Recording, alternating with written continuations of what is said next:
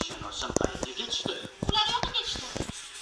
Agar to'xta, nega bizga yordam beryapsan? Ular seni do'stingligini bilmaydi deb o'ylayapsanmi? Yo'q, endi yo'q. Ular doim bizni menishmaydi. Shunda, boqa ketdik. Bizni menishmaydi. Rahmat aka.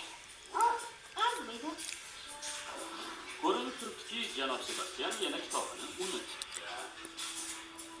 Mana, menikini olib ol. Rahmat.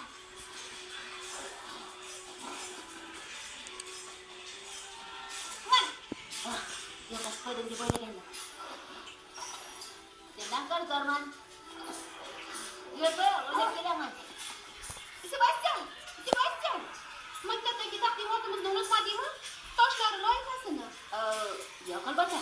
Lekin hozir shoshib turibman-da. Maktabdan keyin qilamiz deb va'da bergandingiz-ku. Ko'chkichadi.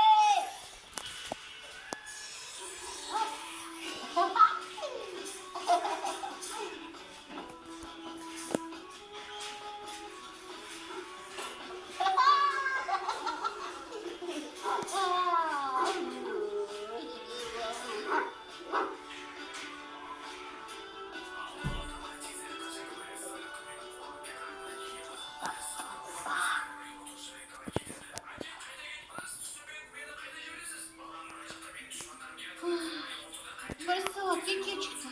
Qayerlarda yurgan ekanman?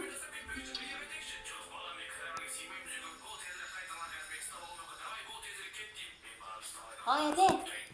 To'xta. Qoldirmas. Qo'y. Bunaqa bo'ldimi? Taqdimotimiz esingdami? Qanaqa taqdimot? Kecha yolg'iz ishlashga majbur bo'ldim. Butun kecha seni kutdim. Kecha bo'ldimi? Esimdan chiqib ketibdi-yu. Biz bilan tog'da rosa ko'ngil ishlatdik-da. To'g'ri, ya'ni o'yin kulgini unutmaysan-ku, shundaymi? Baribir shirin adak doim ortingda turadi. Shunday ekan, nega o'zingni qiynaysan, ha? To'g'ri, ishonchim komil, sen zo'r ish qilgansan.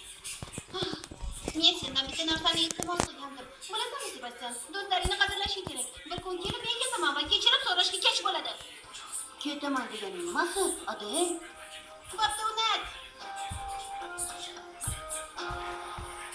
Adil ketayotganini eshitdingmi? Ha?